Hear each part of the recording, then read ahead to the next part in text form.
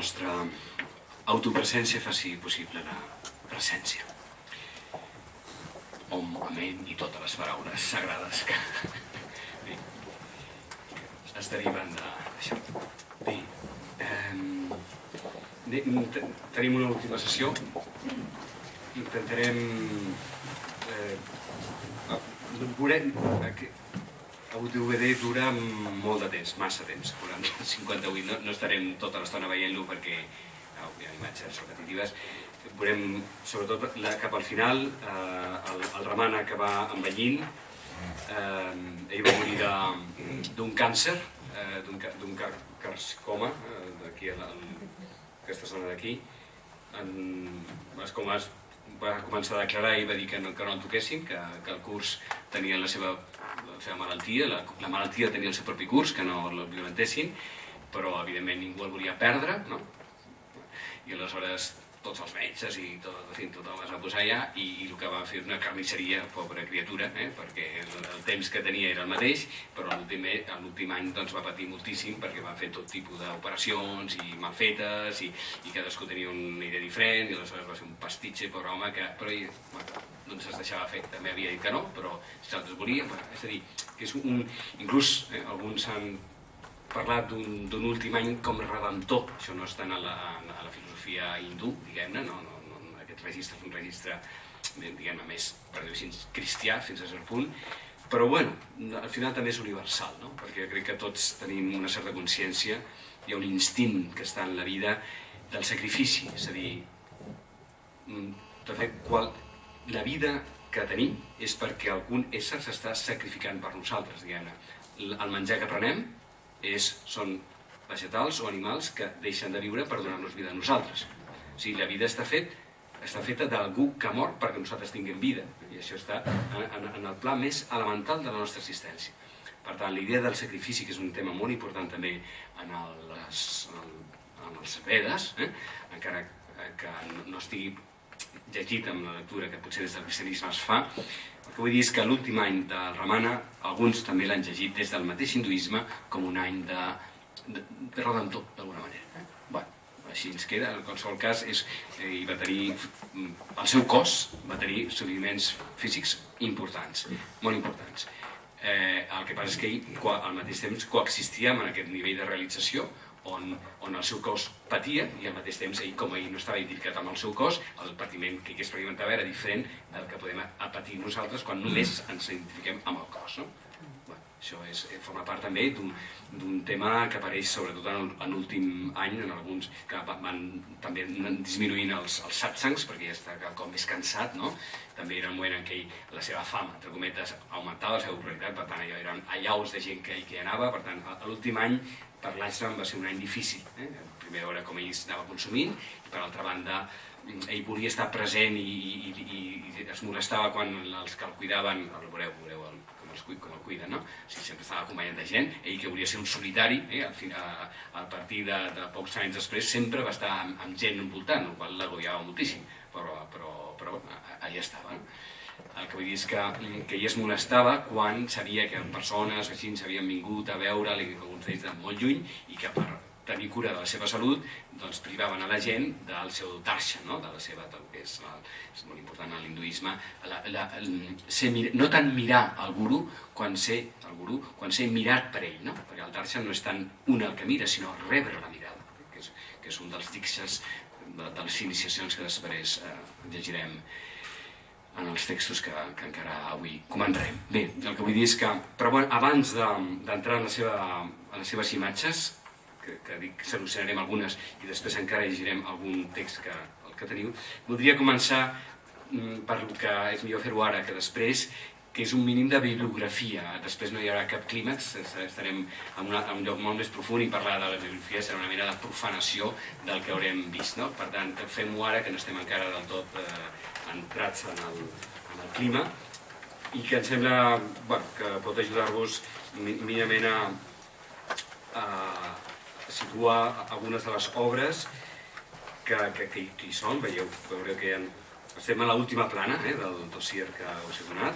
Arribem a la plana 21 en total. Des del primer dia fins avui hem seqüenciat la numeració. I aquesta és l'última, la biografia. He distingit dos blocs de textos, un on ell és autor directament, on ell és autor en el sentit també que vam comentar l'altra vegada, que moltes de les coses són sobretot transcripcions dels satsangs. Els dos primers llibres, Enseñanzas Espirituales, de Cairós, jo crec que és encara que aquí posa 1983, la primera edició, però jo crec que té reedicions freqüents i es pot trobar, és trobable, no crec que estigui exhaurit, i si s'ha exhaurit són aquestes, no trigaran gaire a fer una reedició, perquè és un llibre que es va, que està viu, està actiu. És un recull d'unes 200 planes, la fotografia és molt maca, és el seu rostre de Ramana, que veurem després. És un color blau, no sé, potser alguns de vosaltres el teniu, fins i tot. Potser és el text més assequible.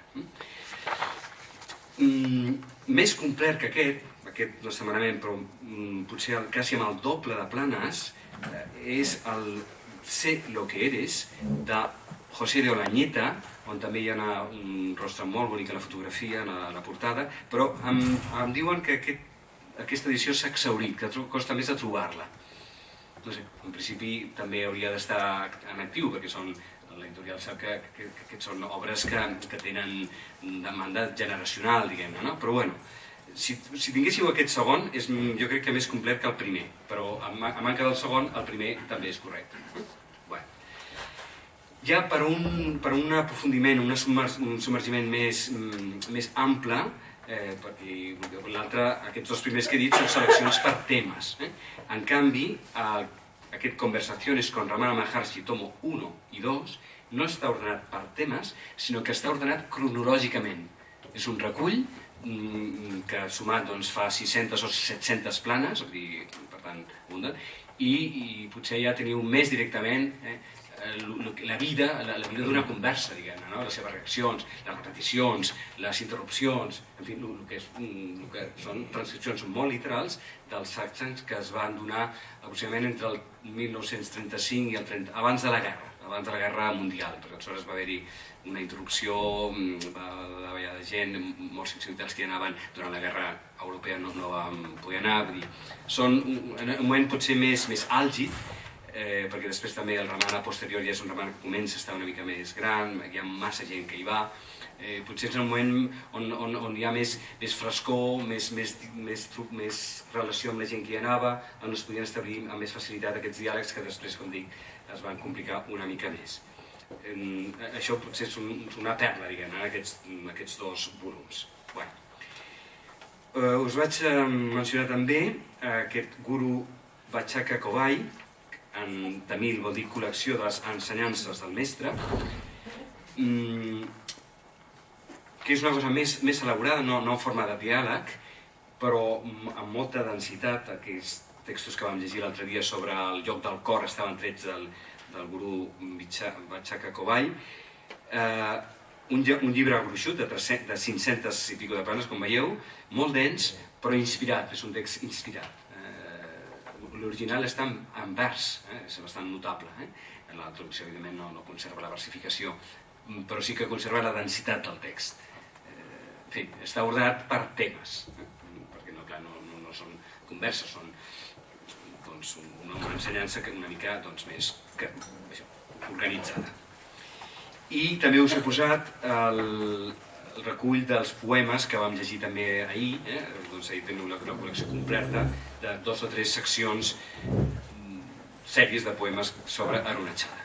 Bé, això ho treballeu a Sans i Torres, trobeu en qualsevol llibreria d'orientalisme, en fi, inclús llibreries normals, em sembla que poden tenir distribuïdores amb aquesta editorial de Madrid. Bé, això potser seria el més essencial de textos seus. Textos sobre Ramana són els que venen a continuació. Aquí ja només he posat Annamalai Swami. Annamalai va ser un deixeble de Ramana, un deixeble mitjà, ni dels primers ni dels últims, cap als anys 30 aproximadament. I un noi jove, de molt poca formació, camperol, d'un poble relativament prop d'allà, un noi molt fi, però que el pobre va tenir era intel·ligent i pràctic, i aleshores se li van encomanar coses que ell, que no volia estar al costat del mestre, li van començar a encomanar la construcció del nou ashram. Allò, dèiem, recordeu que havia baixat de la cova, s'havia posat al costat de la tomba, diguem-ne, de la mare, i iniciem cabanes, però a mesura que hi anava cada cop més gent, doncs van tenir que anar organitzant l'espai, diguem-ne, no? I ell, Ramana, a més del seu germà va morir, perdó, a més de la mare que va morir, a cap de poc va aparèixer també el germà petit de Ramana, que va fer de guardià del seu germà, diguem-ne, no? Per dir-ho així. O sigui, una mena de fidel al seu germà, però adusto i pétreo, diguem-ne, no? O sigui, que sense cap pràctica a part del servei. Per lo que descriu Annamalai, amb una certa dificultat de relació amb la gent, tenir que fer el paper desagradable, de posar ordre, perquè si fos pel seu germà allà li era igual que enviés ningú, a tothom, no hi havia ni horaris, i no va organitzar res de l'Ashram. L'Ashram es va fer sol al costat seu, diguem-ne. Però clar, al cap d'un temps algú havia d'organitzar aquella mena de caos, diguem-ne, no? I sobretot quanta més gent hi havia. I aleshores va ser el germà que va assumir en el seu moment, va haver-hi també certes baralles de lideratge, perquè clar, era un codiciós d'alguna manera, no? Fer de gerent o de representant del Ramana, i això Annamalai ho explica amb molta senzillesa, sense idealitzar a ningú, ni el mateix Ramana. En Ramana tenia por del seu germà, és a dir, no es volia enfrontar, i quan veia que les coses anaven malament, ell li deia a Annamalai, fes això, i però no diguis que t'ho he dit jo. I aleshores el pobre Annamalai es trobava que les bronques del seu germà, i ell no podia dir que havia estat el Ramana que li havia dit. I llavors, és molt simpàtic perquè és molt humà. El problema és que això està en anglès, no està traduït, està més a baix, encara que he posat Annamalai al començament perquè comença per Anna, per A, de fet ho retrobeu en David Gottman, perquè veieu que posa David Gottman, hi ha últimes conversacions con Annamalai, això són diàlegs del Annamalai, ja ell convertit en un ancià, ja Ramana ja mort, i aleshores ell mateix és font de saviesa, i aleshores són converses tingudes de David Gottman amb Annamalai, converses amb ell, però el següent llibre, Living by the Words of Bhagavan, és l'autobiografia de Swami Annamalai, on explica tot això que he comentat ara. És a dir, que ha explicat amb una gran netedat, amb una gran sinceritat. Ell, en un moment determinat, li va dir a Ramana que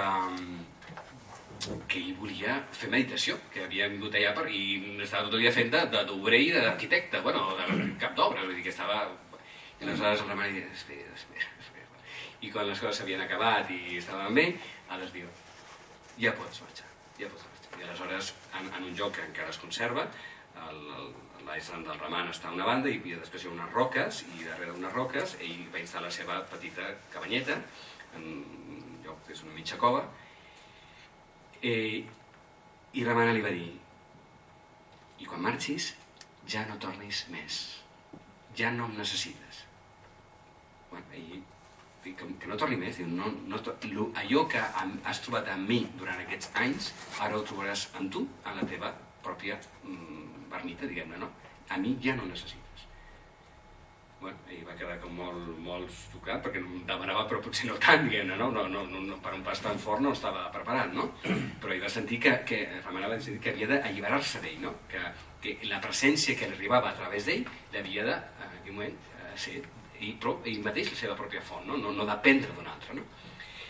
Durant un temps, quan Ramana caminava, veurem aquí diverses vegades passar i necessitava moure's, tota l'artrosis i tot això d'un cos sense moure's, li agradava molt caminar, quan era lliure, quan no havia ningú, caminava moltíssim. Després, cada cop estava més pressionat, però tot i així, cada dia feia un passeig a la mateixa hora, i aleshores, quan al començament Ramana passava per a prop d'Annamalai i es miraven i es saludaven.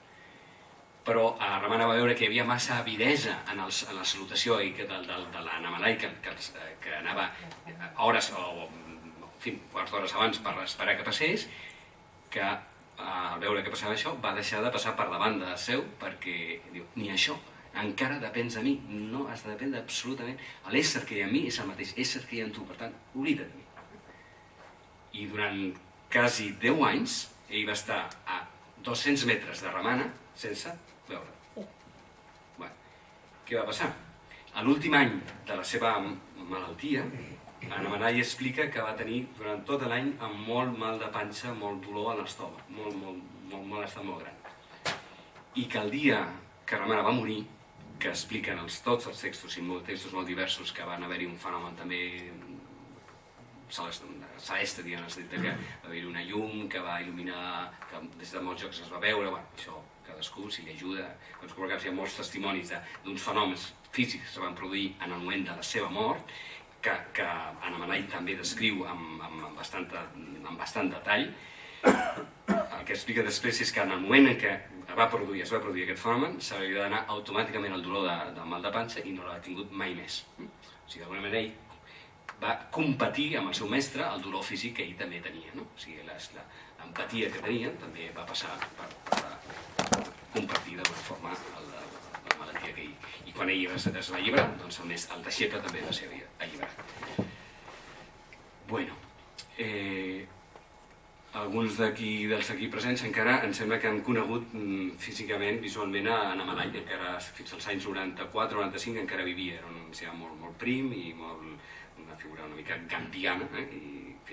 Doncs les últimes converses amb aquest bon home estan recollides, i això sí que està traduït per David Goldman en La trompa de l'elefant, últimes conversacions con Anna Manai. Veieu on estic? Sí? Bueno, després, tornant encara a la biografia, hi ha aquest de Paul Barton, el Maharshi i el seu missatge de La trompa de l'elefant. La trompa de l'elefant és una simpàtica editorial, encara que només sigui pel seu nom, amb vocació Advaita. El noi que porta això, ho va dir, ha estat diverses vegades a Tiruvannamalai i és un gran entusiasta de Ramana i de tot aquest llinatge, i aleshores va fundar aquesta editorial i quan tenen diners van publicant llibres, i amb aquest títol de La trompa de l'elefant. En aquesta editorial hi ha aquest llibre del Paul Barton, que és un llibre, la part última, l'últim capítol d'un llibre més ample d'aquest anglès, que en els anys 30, al començament dels 30, va a la Índia en busca de saviesa, en busca d'il·luminació. I aleshores va de decepció en decepció. O sigui, no és la Índia que ell esperava trobar-se, i va als Himalaies i li parlen d'uns i als altres, però veu que tot, si no és un engany, és semi-engany, o no és certament els gurus que ell pensava trobar-se. I quan ja està a punt de tornar de la Índia, perquè veu que ja no és el que ell s'imaginava que podia rebre, mig per casualitat, li parlen, vostè està buscant algú que valgui la pena, abans de tornar a Europa, doncs vagi a Tamil Nadu, a Tiruvannamalai, i ell està cansat d'anar a banda i banda, i no me'n vull més, ja tenia el bitllet de tornada per estar a Anglaterra, però hi ha una sèrie de casualitats que li fan dir, doncs total, ja que he vingut, per l'última oportunitat, doncs per què no? I aleshores fa cas i efectivament es troba està pràcticament uns 3 mesos aproximadament en l'ashram i explica tota l'ensenyança que té i una experiència forta, una experiència mística forta que té al final de la seva estància. Aquest llibre va ser publicat en anglès i va ser d'alguna manera el que va donar a conèixer a Occident l'existència de Ramana. Fins aleshores era un sant, un referent local, no tenia més irradiació, però aquest llibre de Paul Barton, que es deia La Índia secreta, de Secret Indian o alguna cosa així, sobretot a través d'aquest últim capítol, fa que molta gent que llegeix aquest llibre doncs vagi, i és l'inici de l'obertura als occidentals. Això succeeix cap al 31, aproximadament, entre el 31, 32, 33. Això va a més, alguns deixebles es fan, alguns inclús de l'exèrcit inglès. En aquell moment la Índia era colònia anglesa, no? Doncs algunes persones que eren residents allà, hi ha un capità, diferents persones que renuncien al seu càrrec i a la seva professió per fer-se deixebles, per estar allà en l'ashram. I això, com dic, té un punt àlgid que termina amb l'inici de la guerra amb els anglesos, no? O sigui, amb el 39 hi ha una gran davallada de presència de gent, i després en el 45 remunta una mica, però ja, com dic, és la Ramana ja gran i llavors ja declina. De fet, quan el Ramana mor, l'Ashram té una crisi forta, o sigui, es buida, la gent deixa d'anar i inclús no saben què fer amb allò, inclús van estar a punt de donar-lo a l'Estat, però la família diu no, mantenim-lo, és la nostra mare, és l'àvia, per tant, ho fan seu. I al cap de a poc, 2 anys, 3 anys, va venir més gent, i en aquest moment encara està portat per els descendents del Raman, per els fills del germà, o sigui, nebots nets i renebots, diguem, encara estan allà, estan en el Trust, Ramana Maharshi Trust. Bé, del David Gottman també, un llibre preciós, del qual avui llegirem al final de tot un fragment, teniu El poder de la presència. És el primer volum de 3 que han de sortir, els 2 següents encara, i aniran apareixent a mesura, com dic, que l'editorial tingui els traductors i circuli el llibre. En principi fa ja un any que estava anunciat el segon, però que sí, no ha aparegut, però en fi, en principi s'esperen els 2 següents. És molt bonic perquè és un testimoni. El poder de la presència sobretot són persones que l'han conegut i que parlen de la seva experiència de tot tipus, des del que llegirem avui, una aldeana senzilla que es va acostumar a anar quasi cada dia o quan podia a portar-li menjar, fins professors, metges, occidentals, familiars, antics companys del col·le de quan ell estava a Madurai, doncs també el van a veure. Són testimonis de persones que parlen del, com diu el títol, el poder de la presència. O sigui que la transformació que va suposar per ells està una sola trobada, altres van estar anys, és molt divers, però és molt bonic perquè és de primeríssima mà el testimoni de molts, perquè són 3 volums amples, és un text que és molt bonic. I ja està. I, en fi, el del Natarjan, Lo eterno del tiempo, és també d'Olañeta. Aquest llibre té la particularitat de tenir moltes fotografies. És un llibre molt bonic, es va fer pel centenari del seu naixement, i llavors és molt maco, hi ha moltes fotos. I el text no està malament, i és com un àlbum de família. D'Arthur Osborne, de fet aquest va ser a Espanya i a Latinoamèrica, en castellà, el primer llibre que va arribar de Ramana, que és Ramana Maharshi, La senda del conocimiento de sí mismo. És un text que molts van començar des del pare Estanislau i hi ha altra gent, una ermita de Montserrat i potser els antics d'aquesta assemblea. Potser vau tenir el primer contacte de Ramana a través d'aquest llibre, que primer es va publicar a Dharma Edicions i després a Kier, l'editorial aquella argentina. És un llibre que va ser molt important en el seu moment, perquè va ser el primer de tots sobre Ramana en castellà. I per últim, això es troba només en anglès i només es troba a Tiruvannamalai, no crec que hi hagi massa circulació de distribuïdores en revistes, en llibreries d'aquí. The Path of Sri Ramana. És potser els llibres més densos i més de quintessència de l'ensenyança de Ramana. El volum 1, dedicat al camí jnana, al camí de l'autoindagació, que vol dir aquest, explica molt bé el mètode de Ramana, que vol dir preguntar-se per qui jo soc, qui és el que pensa, volum 1, i el volum 2 és el camí bàctic, el de l'entrega, el del lliurament, allò que vam estar mirant l'altre dia.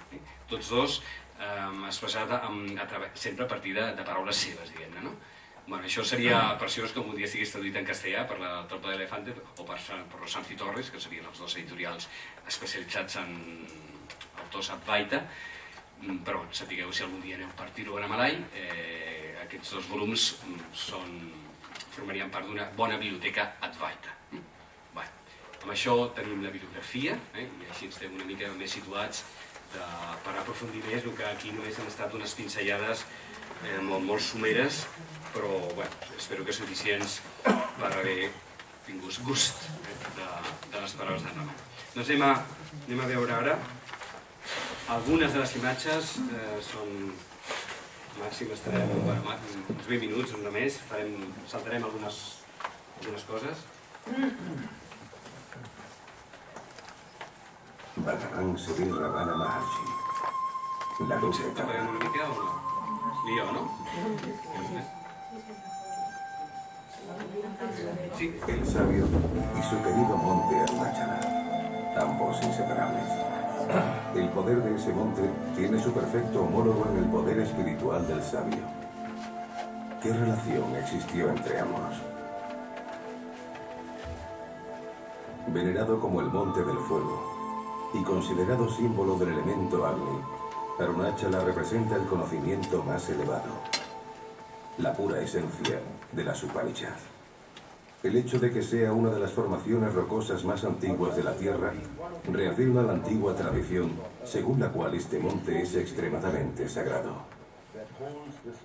En los Puranas se afirma que desde los inicios de la creación, todo aquel que busca la verdad suprema se ve inexorablemente atraído por la característica profundamente mística de este monte, así como por su eterno fulgor espiritual. En el Arunachala Mahatmyan se dice que este monte es el mismísimo Dios Shiva y que basta simplemente con pensar en Arunachala para que uno se encamine por el sendero de la liberación. Asimismo afirma con rotundidad que solamente pueden venir a este monte los que son llamados por Shiva, algo que Sri Ramana Maharshi comprobó por sí mismo. Tirachuri es una pequeña aldea a unos 45 kilómetros al sur de Madurai, el famoso centro de peregrinaje del sur de la India. El 30 de diciembre de 1879, en una casita enfrente del templo de Bhuminateshvara, que preside dicha aldea, nació Venkataraman, quien se convertiría más adelante en Bhagavan Sri Ramana Maharshi. Sucedió en la noche de Ardradarsan, noche sagrada del dios Shiva. Cuando la deidad volvió a ser introducida en el templo, una vez concluida la procesión, desde esta habitación se escuchó el primer llanto del recién nacido.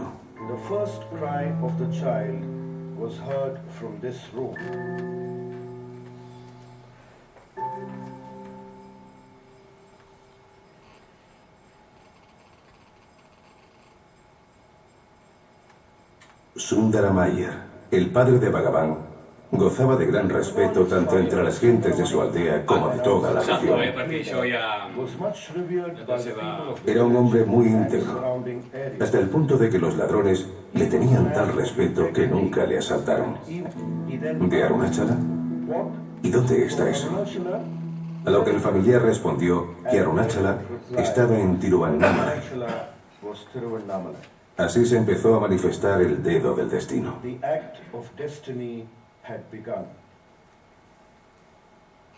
Un día del mes de julio de 1986, Venkataraman estaba sentado en el suelo de su habitación, en el primer piso de la casa de su tío, y se apoderó de él, de forma repentina pero inconfundible, un inmenso miedo a la muerte. Sintió que se iba a morir. Pero en vez de caer presa del pánico, Venkataraman se propuso resolver el misterio de la muerte. Comenzó entonces a indagar qué es lo que se estaba muriendo, y como un destello, cayó en la cuenta de que lo único que muere es el cuerpo, puesto que el ser verdadero no conoce la muerte. Pero esta toma de conciencia del joven Venkataraman no fue fruto de un proceso analítico intelectual, sino que fue un proceso en el que no participó el elemento del tiempo y le fue revelada Satchitananda, la realidad suprema eternamente presente. A partir de ese día, Venkataraman perdió todo interés por la vida en el mundo. Su conducta se empezó a caracterizar por una clara indiferencia ante todo. Así como anteriormente, el ir al templo de Meenakshi para ver a las deidades constituía para él un acto rutinario, ahora se quedaba cada vez más tiempo allí. Permanecía de pie, en silencio, delante de las estatuas de Nataraya, Meenakshi y los 63 santos tamiles, y los ojos se le inundaban de lágrimas. El 29 de agosto de 1896, cuando Venkataraman estaba haciendo un ejercicio de gramática que le había puesto su profesor de inglés, de repente se dio cuenta de lo fútil que era hacer todo eso. Cerró todos los libros, los colocó a un lado, se sentó con la espalda bien recta, cerró los ojos y se quedó absorto en su interior. Al observar su comportamiento, Nagasami, su hermano mayor, le regañó y le dijo: no tiene ningún sentido conservar todas estas cosas para alguien que se comporta de esta manera. El significado era evidente. ¿Qué sentido tiene mantenerse en la sociedad y continuar con sus estudios cuando uno le da más importancia a la meditación que a sus responsabilidades sociales? Su hermano ya llevaba varias semanas hablándole en esos términos. Pero Venkataraman todavía no se lo había tomado en serio. Sin embargo, mientras estaba esperando fuera de dicha casa, cayó desmayado al suelo. Tar y su esposa se sintieron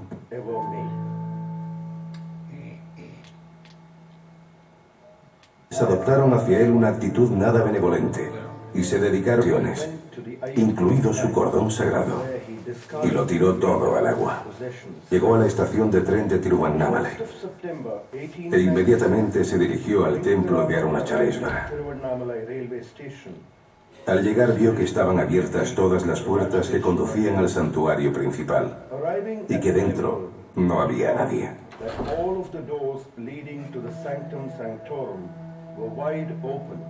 Venkataraman entró y se quedó de pie ante el sagrado linga. Por fin había llegado a casa. Al salir del templo, se dirigió hacia el estanque Yankulam, en donde se desprendió del resto de sus posesiones, incluido su cordón sagrado, y lo tiró todo al agua. Entonces se arrancó un trozo de tela del dhoti, se lo puso a modo de taparrabos y también tiró al agua el resto de la prenda. Cuando ya se marchaba del estanque, alguien le sugirió que también debería afeitarse la cabeza, a lo que accedió y fue conducido a un peluquero que había por allí cerca. Una vez completada su transformación física, regresó al templo. Pero antes de llegar, quedó empapado por un repentino chaparrón. De esta forma se vio satisfecho el precepto de las Escrituras, según el cual, antes de renunciar al mundo, uno tiene que bañarse. Después de marcharse del estanque de Yankulam, el joven sabio regresó al templo y se instaló en la sala de las 1000 columnas, donde permaneció unas pocas semanas. Durante ese periodo, la gente le empezó a llamar Brahmana Swami y empezó a cuidar de él con cariño paternal un conocido santo llamado Seshadri Swami.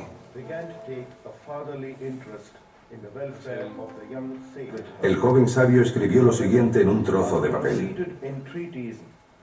Brahmana Swami permaneció 18 meses en Gurumurta y en el bosque de mangos colindante, después de lo cual se trasladó al templete de Pavalakundu, situado en el extremo oriental de Arunachala.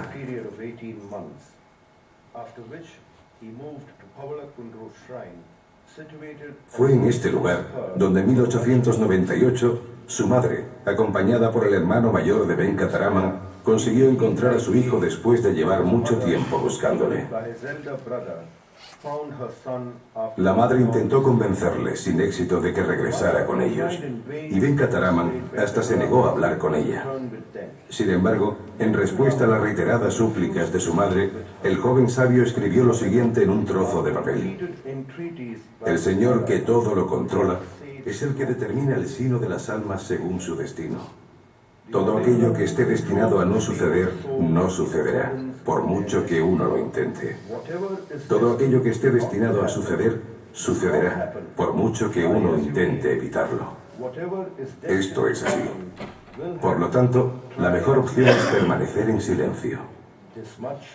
A Al-Gamma no le quedó más remedio que regresar a casa con las manos vacías.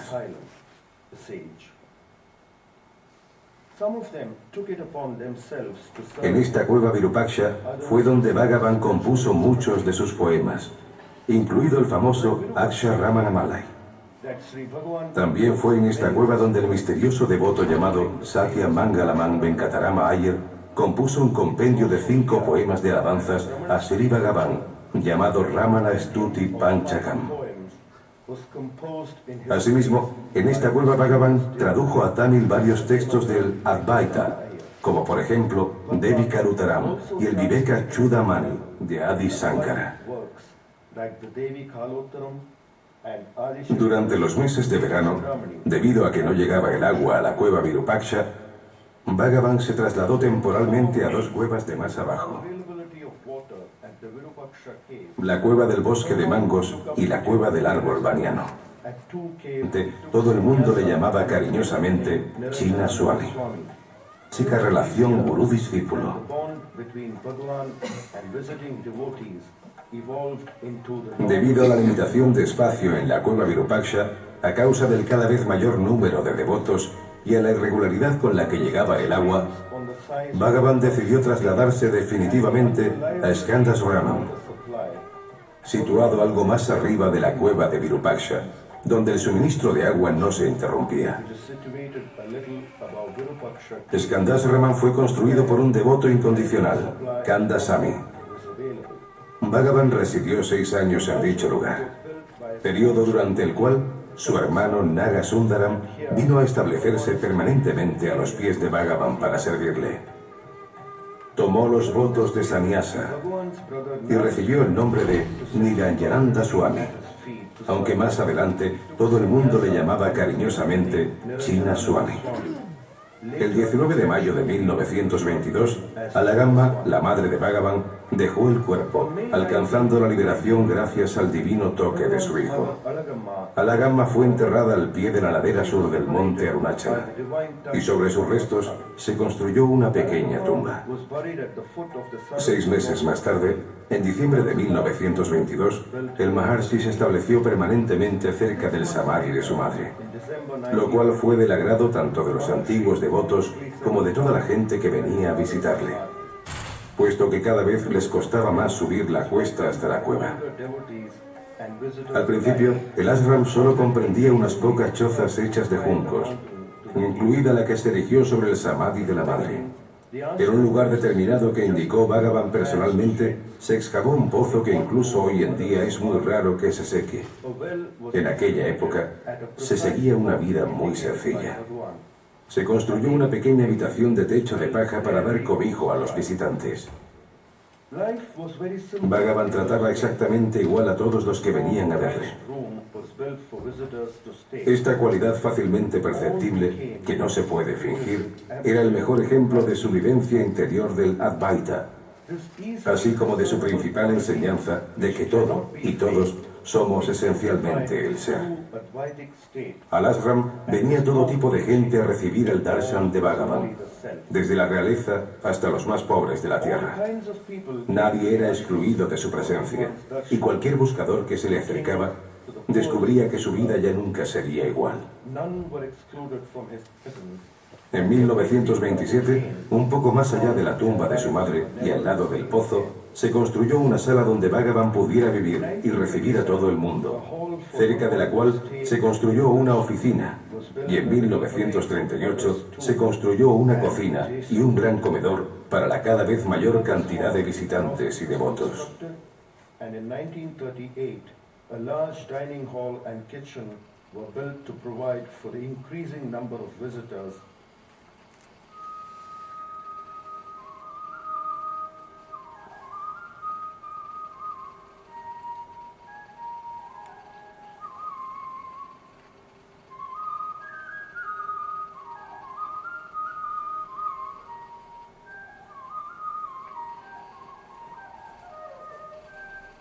Bhagavan era la perfección personificada. Todo lo que hacía lo realizaba a la perfección. En la cocina, ayudaba a los cocineros a cortar verduras y triturar lentejas y otras legumbres. Huido de su presencia, de esforzarse por hacerlo todo a la perfección.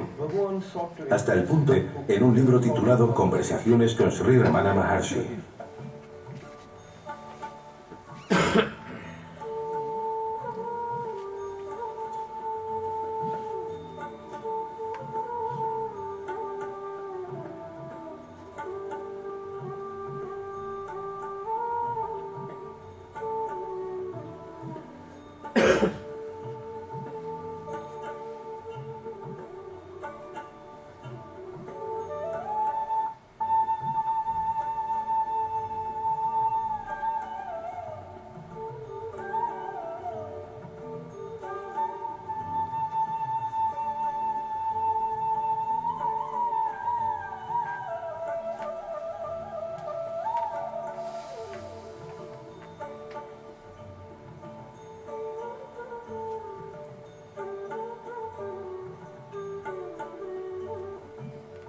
para extirparle el bulto, un tumor maligno denominado sarcoma.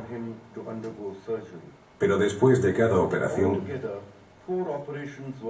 el tumor se reproducía aumentando cada vez de tamaño, hasta que a principios de 1950 adquirió unas proporciones muy graves.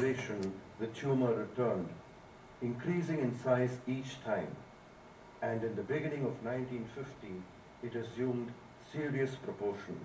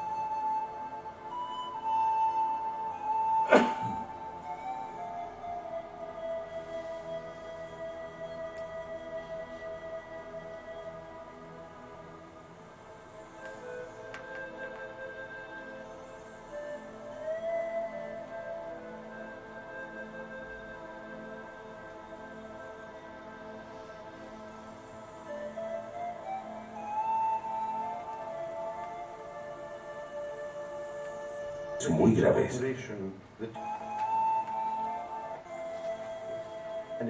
Y despedida. Bhagavan comentó, durante los días y meses siguientes.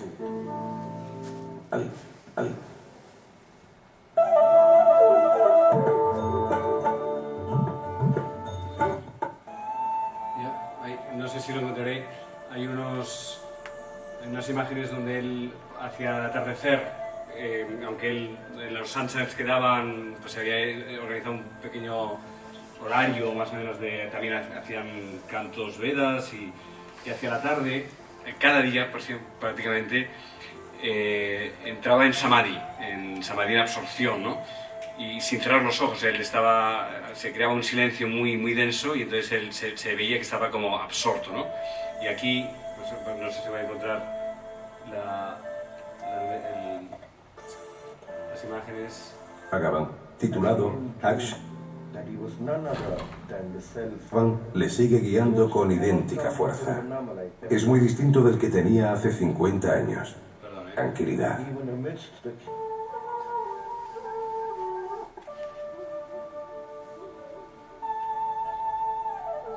Muchos devotos decidieron servir a Bhagavan de distintas maneras, realizando las tareas diarias que se necesitaban en el ashram. Algunos de ellos llevaban un diario de los diálogos del Maharshi con la gente que venía a verle. Cabe destacar los siguientes: Munagala Venkataramaya, quien fue anotando todas las conversaciones que se produjeron entre 1935 y 1939, Esta es la y que colección fueron que hemos publicadas dicho más antes. adelante en un libro titulado Conversaciones con Sri Ramana Maharshi. and 1939. También Devaraya Mudaliar, el cual a su vez escribió Los Pavos Reales, así como enfrente de la sala de Darshan se construyó un pabellón techado de juncos para albergar todas las celebraciones, entre las que se incluyeron discursos y actuaciones.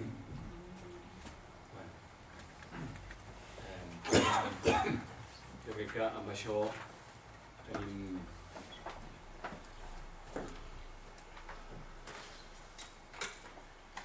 més que suficient per fer-nos... No sé com sortir d'aquí. Ja està. Ja està, va. Doncs...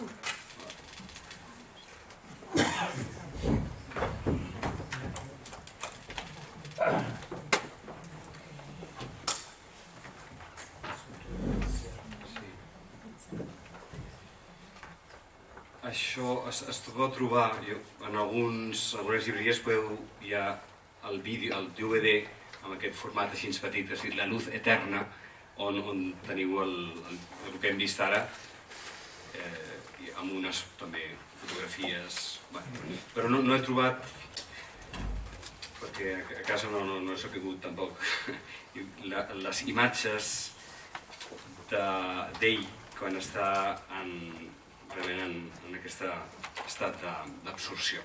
Però bueno, crec que la figura, l'icona, doncs pot ajudar a qui sigui més visual, la humilitat que desprèn. Hi ha una part del DVD dedicat als animals, com atreia els monos, que són bastant salvatges i no massa friendlies, doncs hi ha altres animals que al costat seu sentien com una mena de pau que feia que s'apropessin espontàniament a mi. Bé, hi ha anècdotes molt boniques, molt franciscanes, de la relació de Ramana amb els animals. Anem a dedicar l'última... Sí? Ah. És veritat, és veritat.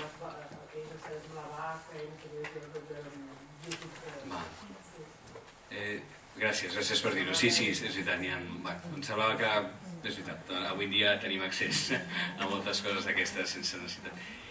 Sobretot, si podeu en algun moment determinat apropar-vos a alguna de les escenes quan ell està en estat de samadhi, el seu rostre es transfigura i les fotografies seves, que tothom penso que té present, aquest rostre, el rostre en estat de samadhi. Aquesta fotografia no està posant davant del fotògraf, sinó que està en un moment d'absorció. Justament això és el que en algun moment es veu en el vídeo, com ell desconnecta d'alguna manera, no necessita tancar els ulls i està totalment absort en l'ésser. I la pregunta és, des d'on mira, aquesta mirada té una profunditat, des d'on està mirant, i què està veient, què està veient que nosaltres no veiem. No poden veure sinó el mateix que nosaltres en aquest mateix també moment percebem, però ell captava una altra cosa que... Bé, si us ajuda, aquí queda. Soc bastant visual, doncs les visualitzacions... Bueno, no sé.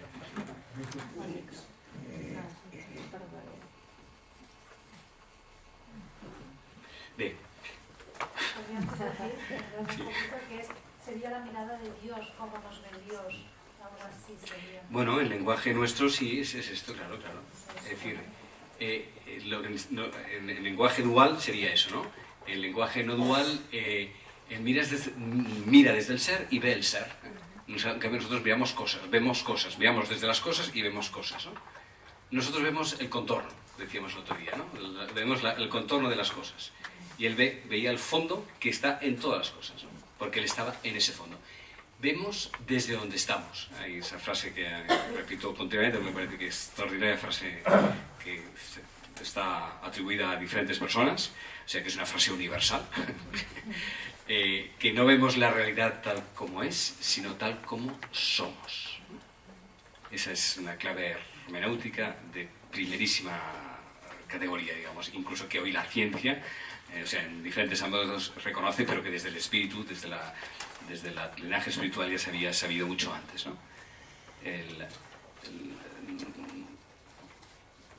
Captamos la realidad desde donde cada cual está situado, ¿no? Y si está uno situado en el ser, pues es el ser lo que percibe todo, y esa mirada se convierte en universal, ¿no? Que ve y abraza al mismo tiempo, ¿no? Abraza y ve sin infinita compasión, ¿no? En ese sentido podemos decir que es la mirada de Dios, ¿no? Sí, sí. La mirada del ser en otros lenguajes. Bueno, pues vamos a leer un poco algunas de las cosas que tenemos hoy. Me parecía que era importante algo que no hemos, bueno, ha salido en algunos momentos, pero no tan explícitamente como esta tarde, el silencio, ¿no? El silencio como el gran transmisor de lo único que puede ser transmitido, ¿no? Que en él somos, nos oemos y existimos, ¿no? Para utilizar en este caso palabras cristianas o de San Pablo, pero que viene a ser lo mismo, es decir, ese estado de presencia que genera presencia, esa es la cosa, ¿no? Y eso, para él, eso era el silencio. El silencio era la plenitud de la transmisión de lo único que valía la pena transmitir, que estamos siempre inmersos en el ser, ¿no? Bueno, entonces vamos a ver algunas preguntas y respuestas. Empezamos por la primera que tenemos. ¿Por qué no sale Bhagavan a predicar la verdad a toda la gente en diversos lugares, ¿no? Una pregunta, pues, también, ¿no? Muy cristiana o de donde fuere, ¿no? Muy humana también, ¿no? Pues si eso es tan valioso, pues vaya a irradiarlo a otras partes, ¿no? Que hace aquí sentado sin moverse, ¿no? Y entonces, respuesta siempre sorprendente. ¿Y cómo sabe que no lo estoy haciendo? ¿Acaso predicar consiste en subirse a una plataforma y a arengar a la gente? El predicar es simplemente la comunicación del conocimiento. Realmente solo se puede llevar a cabo en el silencio. ¿Qué piense de un hombre que escucha un sermón durante una hora y se retira sin que lo haya impresionado como para que cambie su vida? Compárelo con otro que se sienta frente a una presencia sagrada y se retira después de un tiempo con todos los puntos de vista sobre la vida completamente cambiados. ¿Qué es mejor? ¿Predicar ruidosamente sin efecto o estar sentado en silencio emanando fuerza interior?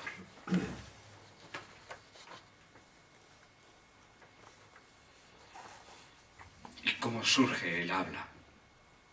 Primero hay un conocimiento abstracto, de esto surge el ego, que a su vez surge el pensamiento y de este la palabra hablada. En consecuencia, la palabra es el bisnieto de la fuente original. Si la palabra puede producir un efecto, juzgue usted cuánto más poderoso es predicar o hablar a través del silencio. ¿Cómo es posible que el silencio sea tan poderoso?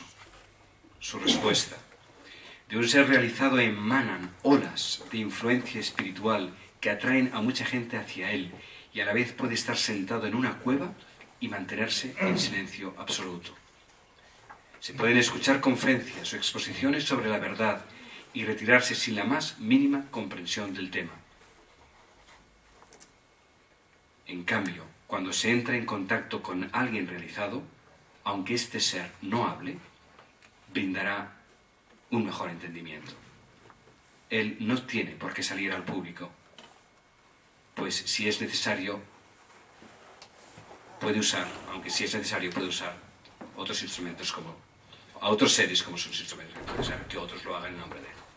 El gurú es el que otorga silencio, que revela la luz del autoconocimiento, que brilla como la realidad residual. Las palabras habladas no sirven para nada si los ojos del gurú encuentran a los ojos del discípulo.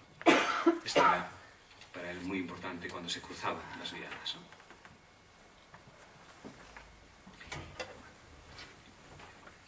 La siguiente pregunta es un tema importante en la tradición hindú, bueno, en todas las tradiciones, también la hindú, que es el tema de la iniciación, ¿no? Es decir, cuando se considera que una persona ha sido realizada, o cuando una persona también pues va a pertenecer al linaje, a ese linaje espiritual, a eso se llama iniciación, ¿no? Entonces él nunca ha dado una iniciación explícita, ni no había hecho ninguna iniciación a ningún monacato, ni en una orden religiosa, y evitaba al máximo cualquier... dice, bueno, a partir de aquí uno está iniciado, y otro no, eso era una trampa, ¿no? Entonces ya lo cosificamos, ya nos comparamos, y hay listas de iniciación, bueno, ya está, ya la cosa se sabe. Y yo no inicio a nadie ni a nada. O sea, oficialmente no hay ningún momento a partir del cual alguien puede decir que ya ha recibido, ella tiene la garantía de haber recibido una iniciación. Él responde, el silencio es la mejor y la más potente forma de diksha, de iniciación. Fue practicado por un gran maestro que es casi una figura mítica, que es Daksharamurti. Entonces dice, hay otras formas de iniciación. El tacto, que es tocar, es a través de la mirada, es a través también de poner un shal, bueno, hay diferentes rituales. Todas estas son de un orden inferior. La iniciación silenciosa cambia el corazón de todo el mundo. Dakshiamurti, es este referente que para él era muy importante, observó silencio cuando los discípulos se le acercaron. Esta es la forma más elevada de iniciación. Incluye todas las otras formas. En las otras dikshas o iniciaciones debe establecerse una relación sujeto-objeto. Primero debe emanar el sujeto y luego el objeto. A menos que los dos estén presentes, ¿cómo es posible que uno mire o toque al otro? Pues dice, no, aquí hay dualidad. No es esto. El silencio comprende e integra el ver, el tocar y el enseñar. Purifica totalmente al individuo y lo establece en lo real. Pasamos a la siguiente página.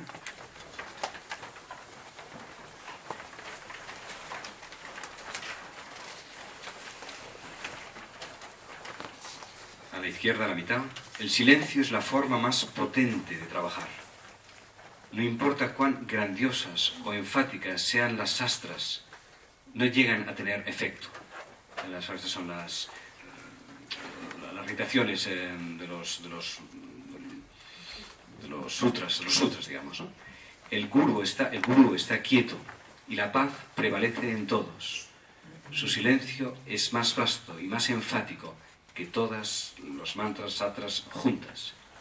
Estas preguntas surgen por la sensación de que aún habiendo estado aquí tanto tiempo, escuchando tanto, habiéndose esforzado mucho, todavía uno no ha logrado algo.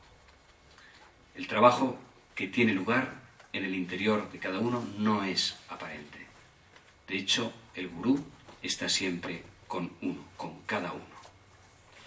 Pregunta, ¿es cierto que el silencio del gurú puede traer estados avanzados de conciencia? Entonces ahora explica él una anécdota. Hay una historia que demuestra el poder del silencio del gurú. Tatvarayaya compuso un varani, una especie de poema en tamil, en honor de su gurú Survarapananda, y convocó a toda una asamblea de eruditos para que escucharan el trabajo y se pronunciaran sobre su valor.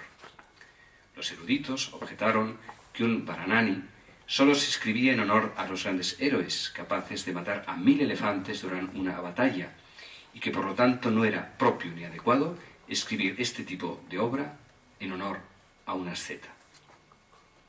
Entonces el autor remarcó, vayamos todos a mi gurú y con esto se solucionará el problema.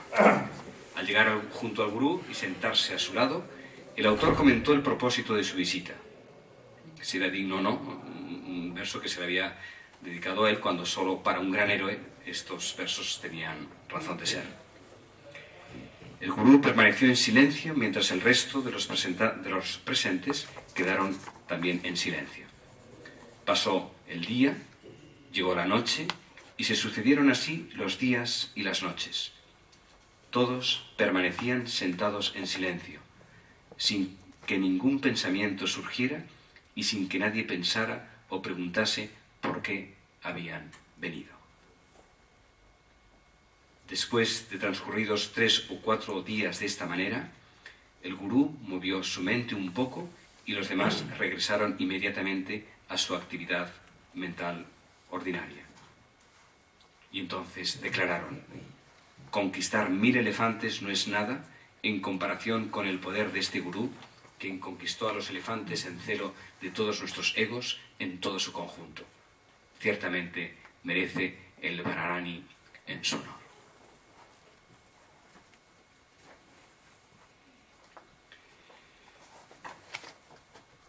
¿Cómo trabaja este poder silencioso?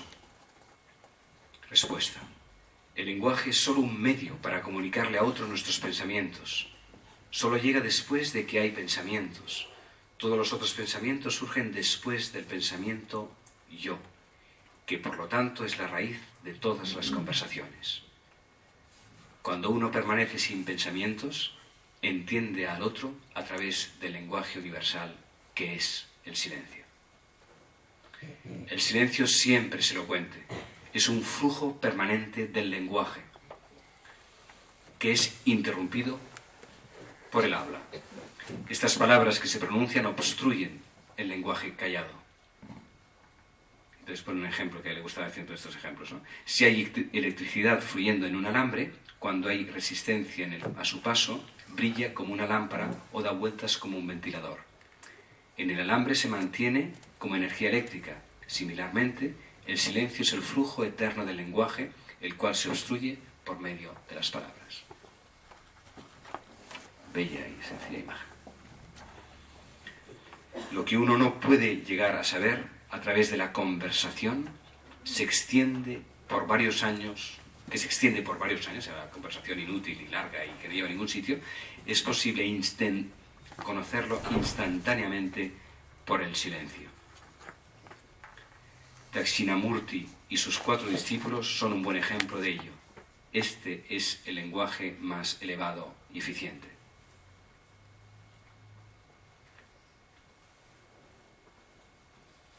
Bueno, y pasamos a la página siguiente.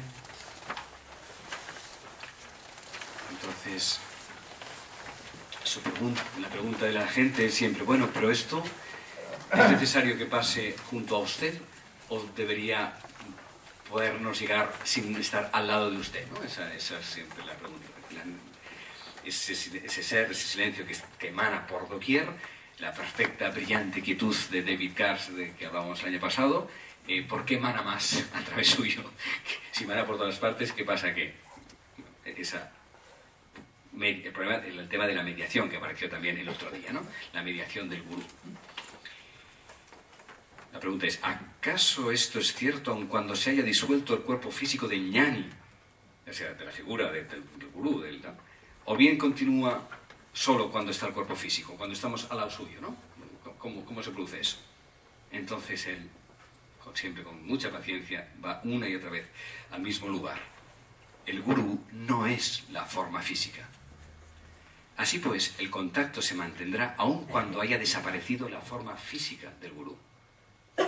Uno puede ir a otro gurú cuando su propio gurú haya muerto, pero todos los gurúes son uno, y ninguno de ellos es la forma que usted dé. Antes, está atrás, ¿no? El gurú es solo la manifestación, su transparencia, su vacuidad, en términos más budistas, es la ocasión de que se manifieste eso que por otro lado está siempre manifestando, pero nosotros opacamente, y en un ser transparentado o transparentizado manifiestamente. Esa es la diferencia. Al operar la gracia, ¿es cierto que la mente del gurú actúa sobre la mente del discípulo o es el otro proceso? Ya se lía, ¿no? La pregunta es liada, ya se ha liado la pregunta. Su respuesta: la forma más elevada de la gracia es el silencio. también es la enseñanza más elevada. No hay nada que enseñar, solo abrir la puerta y ser introducido ahí, ¿no? Esa es la cosa. Vivekananda también ha dicho que el silencio es la oración más fuerte. Su respuesta, así es. Para el silencio del buscador,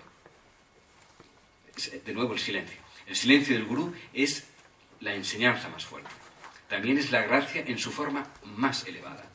Todas las demás iniciaciones derivan del silencio y por lo tanto son secundarias. El silencio, mouna, es la forma primaria. Si el gurú está en silencio, la mente del buscador se purificará por sí misma. El silencio de Sri Bhagavan es una fuerza muy poderosa. Nos trae una quietud mental en nosotros. Su respuesta, el silencio es el habla que nunca cesa. La palabra vocalizada obstruye el habla del silencio. En el silencio uno está en contacto íntimo con lo que le rodea. El silencio de Dakshinamurti removió todas las dudas de los 4 sabios.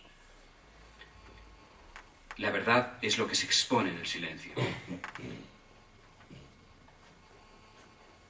El silencio es el discurso.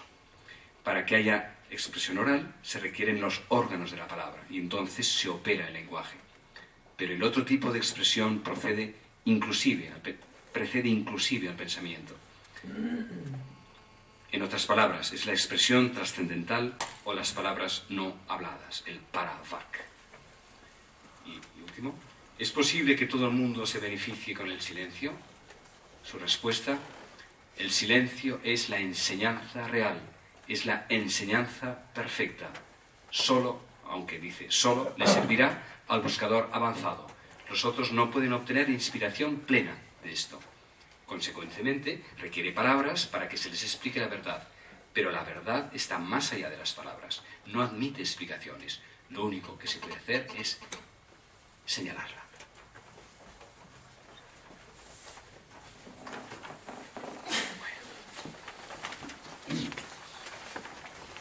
Bueno, pues vamos a terminar con un relato tomado del poder de la presencia que he mencionado antes.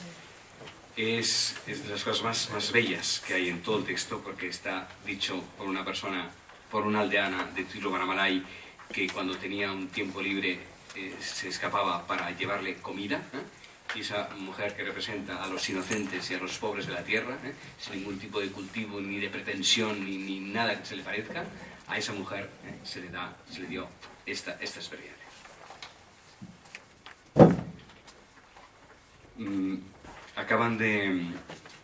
Es cuando estaba todavía en una cueva, en una de las cuevas. Ella ha subido a llevarle comida. Le dicen que está ocupado porque le estaban afeitando.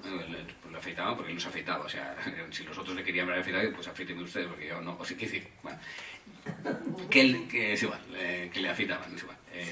Y entonces, o sea, que en aquel momento estaba ocupado, ¿no? Y entonces uno de los discípulos, bueno, de los que están ahí, le dicen: hoy es un día muy auspicioso, un día muy importante, por la luna, por lo que fuera. Y dice: pídele que Ramana te diga algo. Bueno, ella nunca había pensado que ella pudiera ser objeto de atención de él. Cuando le veas, dile que te diga algo, porque hoy es un día de gracia.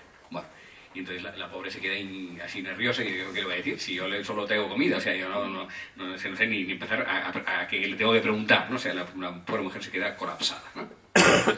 Y entonces se queda así, esperando, y con eso que le han dicho, y como nerviosa de, bueno, ¿y ahora qué voy a hacer? Entonces leo a partir de la mitad. Cuando acabaron de afeitarlo, Bhagavan apareció y se sentó a nuestro lado. Es ella la que está hablando, es un relato de ella misma. Aún no se había bañado. Aprovechando que estaba allí, sentado, me acerqué a él, me incliné, me quedé de pie y le dije: Bhagavan, por favor, dime alguna cosa. Bhagavan se quedó mirándome y me preguntó: ¿sobre qué tengo que hablar contigo? ¿Qué asunto tenemos los dos? Me quedé perpleja y desconcertada. Dentro de mí sentía tal mezcla de miedo y devoción, junto con un entusiasmo por escuchar las benditas palabras de Bhagavan, que me quedé de pie sin decir nada. Bhagavan se dio cuenta del dilema en que me encontraba, porque no se le podía ocultar nada. Tenía la capacidad de percibir el estado mental de cualquier persona que fuere a verla con solo mirarla. Entonces me miró con delicadeza y me dijo: sé sin dejar de ser tú misma. Es bellísimo. Sé sin dejar de ser tú mismo. Aunque fui incapaz de comprender el significado de una enseñanza tan elevada y no tenía ni idea de cómo se podía poner en práctica, nada más salir esas palabras de los labios de Bhagavan, sentí una satisfacción inmensa y un resplandor maravilloso en la mente. Aquellas palabras tan llenas de gracia surgían y resurgían una y otra vez en mi mente como las mareas, produciéndome una felicidad indescriptible. Me quedé allí de pie, deleitándome con las sensaciones que me producía aquella frase.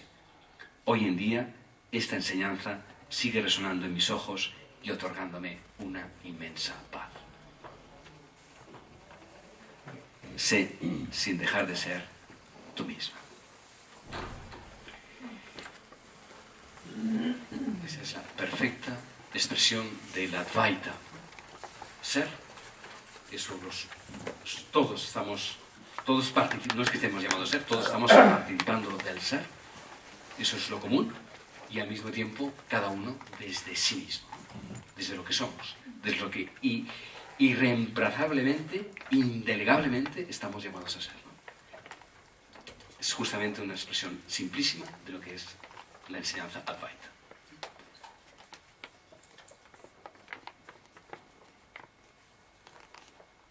Pues esa es la invitación, esa es la maravillosa invitación de estos días, ¿no? Que seamos plenamente siendo nosotros mismos. Esa es la única tarea por la que hemos venido a la Tierra, para la que estamos aquí, ahora mismo. Y no depende de nadie más que de nosotros mismos. Y como nosotros no somos nosotros, sino que somos Él, pues depende de Él. O sea que estamos en buenas manos, porque gracias a Dios no depende de nosotros, aún dependiendo de nosotros.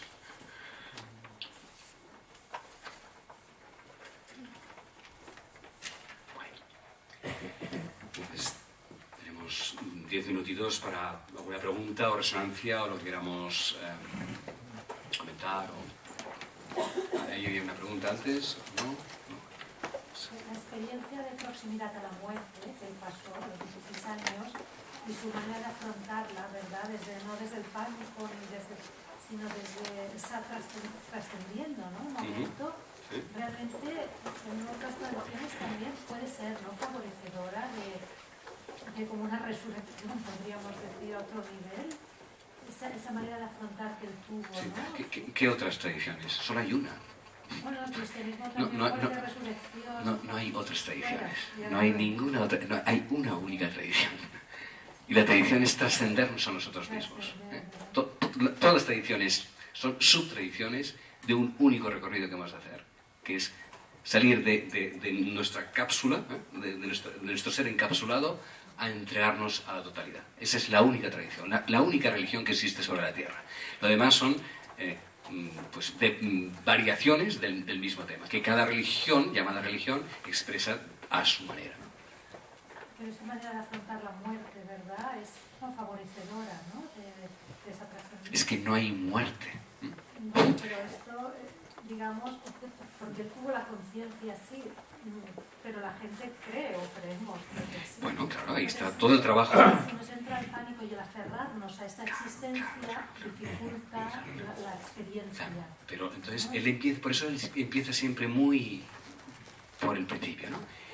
¿Cuál es nuestra existencia? Nuestra existencia es nuestra experiencia corporal, ¿no? No accedemos a la existencia en abstracto a través de nuestro cuerpo, ¿no? Y nuestro cuerpo tiene unas sensaciones físicas, tiene unas emociones, tiene unos pensamientos, y a todo eso le llamamos yo. Y ese yo, como es lo que tenemos más cerca de nosotros, pues lo queremos y lo queremos conservar, ¿no? Entonces, todos los procesos iniciáticos, tengan el nombre que tengan, es descubrir que eso que nos parece el absoluto, porque es nuestro único acceso a lo real, es simplemente la ocasión, el contorno y el vehículo para entrar en ahí donde estamos, pero sin necesidad de esa identificación. Esa desidentificación es ese desasimiento, ese ir soltando, que se expresa de diferentes modos y con diferentes procesos, ¿no? Y la aceptación de la muerte, podríamos decir, es una manera, es la aceptación. La aceptación de la pérdida, ¿no? de lo que creemos que en ese momento muere, ¿no? Claro, de lo que creemos y vivenciamos como muerte es lo que nos permite trascender. Lo que se desprende, ¿no? Es un desprendimiento. La aceptación, esa valentía, podríamos decir, ¿no? Esa claridad. Y valentía. Y claridad. Y yo creo que la claridad quizás te viene después, cuando ves que O no antes. mueres. Bueno, unos pueden venir antes por la valentía, otros por la claridad, pero en el caso de Bhagavan y en el caso de la iluminación, no es una cuestión, porque la valentía es una voluntad. Yo quiero ser valiente y ahí no salgo de ahí, ¿no? Porque no está puesta en cuestión el punto de partida. Es la claridad lo que genera entonces la valentía. Y ya no es valentía, es alegría. No, claro, ya cuando lo ves claro. No, Claro, es gozo, o sea, la misma palabra valentía ya no tiene lugar, no hay lugar para ella, ¿no? Justamente en el comienzo de este cuadernito, la primera frase que han puesto aquí, justamente comienza así: dicen que me estoy muriendo, pero no me voy a ningún sitio. ¿A dónde podría ir? Yo estoy siempre aquí. O sea, que lo del cielo, el infierno... Son estados. El cielo y el infierno son estados, no son lugares. Eso lo dice cualquier tradición, hasta la nuestra, ¿no? Bueno, comenzando por la nuestra. Bueno, por la cristiana, que es la que yo ahora me identifico, digo, porque a lo mejor no es la nuestra de todos. Es igual. Lo que quiero decir es que las cosas bien entendidas han estado bien dichas o mal interpretadas, o a lo mejor mal transmitidas, pero en las intuiciones fundamentales se ha indicado bien el camino. Lo que pasa es que luego nos hemos liado, ¿no? Cielo e infierno son estados. En aquella preciosísima relato zen, no es un menor, pero es simpático ya que viene aquí, un samurái que estaba preocupado por estas cuestiones del cielo, del infierno, que habrá la otra vida, y habrá castigo, habrá premio, todas esas cosas, ¿no? Y entonces el hombre pues estaba inquieto por esto, y alguien le dijo: mire, aquí cerca de nuestras montañas detrás hay un ermitaño que es un hombre sabio y seguro que podrá resolver sus preguntas, ¿no? Entonces el samurái fue con todas sus vestimentas de soldado, y además era todo un personaje. Se acercó a la cabaña, el anciano lo dejó pasar, se lo quedó mirando así, y ¿qué inquietud tiene? Y entonces pues empezó a hacer estas preguntas, ¿no? Si el cielo, que dicen las tradiciones, que existirá una condena, el infierno, el cielo, etc. Y entonces, mientras él hacía todo su discurso, el anciano se lo quedaba mirando así, con una cara escéptica, sorpresa. Y dice: bueno, ya he acabado de hacer sus preguntas. Y, sí. Y dice: ¿Usted a qué se dedica? Y dice: ¿cómo a qué me dedico? No ve quién soy, no ve que soy de la corte del emperador y de uno de sus guardias de escolta. Y dice: no, es que como va vestido tan raro y me pareció que al principio pensaba que era un payaso, luego ha empezado a hablar, pensó que a lo mejor que era subnormal o estúpido, y ahora pues estoy, no sé exactamente, no sé a qué ha venido. Entonces él cada vez más indignado, esto además para un samurái, para un japonés, esto ya es el colmo de la humillación. Entonces se saca el sable, los desenvaina, está a punto de cortar la cabeza, y entonces el anciano dice: ahora mismo está abriendo las puertas del infierno. Y entonces se detiene, se reacciona, envaina de nuevo el sable y dice: y ahora mismo acaba de abrir las puertas del cielo. Este es el cielo y el infierno. Pues de eso va. Nuestros miedos, ¿no? Nuestras expectativas, nuestras proyecciones allá, son estados de cómo vivimos cada momento. El cielo y el infierno lo creamos en cada momento aquí, en cómo reaccionamos nosotros ante nuestro yo, nuestro ego, nuestras cosas. Esos son los cielos y los infiernos. Entonces, su respuesta es justamente esta, ¿no? ¿A dónde vamos a ir? ¿Es que en el cielo va a haber más Dios o más ser que aquí? ¿Es que Dios está, en un lenguaje teísta, hay más Dios en el cielo que estamos nosotros separados? Eso es una idea todavía muy mítica, o muy infantil, o muy, como queramos decir, ¿no? Y nos cuesta salir de ahí, nos cuesta mucho salir de ahí, ¿no? Por eso él nunca habla en términos teístas, porque cuando hablamos de Dios ya lo separamos de nosotros. El lenguaje siempre el del ser, ¿no? Y entendemos que no hay más ser como esto lo dice William Blake, ¿no? No hay más ser en un grano de arena que en toda una galaxia. Como ser, el ser es el mismo. Habrá más cantidad de cosas, pero el ser hay tanto ser en un grano de arena como en toda una galaxia. Entonces no vamos a ningún otro sitio, es poder vivir abiertos a esa emanación de la cual nosotros somos, los que no estamos separados de eso, ¿no? Y para hacer esa transgresión o abrirnos, a veces tenemos que ir dejando cosas en el camino. Todo, no a veces. Hay que ir dejándolo todo por el camino. Nos cuesta porque, claro, ahí van... Todo, claro, nos va la vida, sí. Mucho sentimiento. Pues eso. Pero el problema es el mí. El problema no es el sentimiento, es que sea mi sentimiento, ¿no? El trabajo, por eso él siempre dice, ¿quién dice que es mi sentimiento? ¿Quién hay detrás? O sea, nos quedamos con el sentimiento y nos olvidamos que tras el sentimiento hay alguien que está sintiendo el sentimiento. Entonces, ese alguien que siente el sentimiento es la pista para ir hacia atrás, y entonces soltarse. Y ahí está todo, está siempre todo. Pero hay miedo a soltarse porque te tienes que desprender. Sí, claro, pues... No, sentimos todos. Bueno, claro, pues sí, pues esa es nuestra tarea. Venimos aquí a hacer ese recorrido. Pues pero... No vamos a decir que no. Sí, esto sí. Sí, pero lo nuevo, el giro que hace este tipo de recorrido, que hemos visto de Ramana, el tema no es que cuesta en función de con qué nos identificamos, ¿no? Entonces, el esfuerzo no está puesto sobre lo que nos cuesta, arrancar lo que no... Porque eso, mientras haya el yo no se va a despojar de sí mismo solo. La pregunta es, vamos a aquello que nos hace pensar que somos. Y ese giro hacia atrás es la novedad de su propuesta como camino, digamos, meditativo, para decirlo de alguna manera. O entonces dice, o si no, la entrega total, que es la otra vía, ¿no? La báctica y la ñana, que decíamos el otro día. Y cada cual es saber, o escuchar aquello que más le ayude para soltarse, ¿no? La muñeca de sal del otro día también, ¿no? Ir a entrar. A lo mejor en lo del mar es más amable que lo de saltar ahí de un acantilado de... ¿Hay alguien más? ¿No? Hay una película entonces, lo del mar es más... Bueno. Respecte a les afirmacions de Nisargadatta, amb la mà de mà d'aquí, des del teu punt de vista, què és el terme diferencial respecte a Nisargadatta? Em pregunta la diferència entre Nisargadatta i Ramana.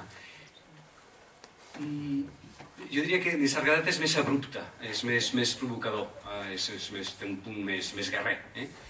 Jo diria que Ramana és més amable, està com més... No t'imagines sense treure res del missatge Nisargadatta és molt fort i molt lúcid, però jo diria que és més abrupte i Ramana és més amable, és el que així d'entrada diria. Diguem-ne, no m'imagino a Ramana fumant, i en canvi a Nisargadatta, ja li està bé, i és igual que fumi, a veure, que cadascú fa... Però vull dir que són energies una mica diferents, no sé si m'explico. Però no, Nisargadatta és també un gran mestre, sens dubte. I està en el mateix lloc, està absolutament en el mateix lloc, i parlant des d'allà amb molta força. Després cadascú, al final, doncs, veritat, és el que dèiem, no? O sigui, tot està absorbit en l'ésser, després hi ha la radical irrepetibilitat de cada persona. I una cosa no anul·la l'altra. Llavors cadascú li dona... Per mi la imatge que em ve és...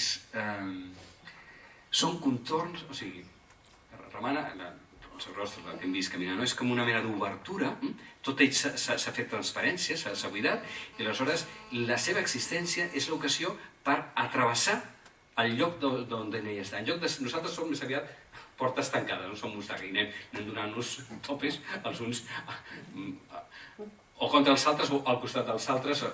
I en canvi, un ésser realitzat, un ésser transfigurat, la seva presència en lloc de ser un tope és una obertura.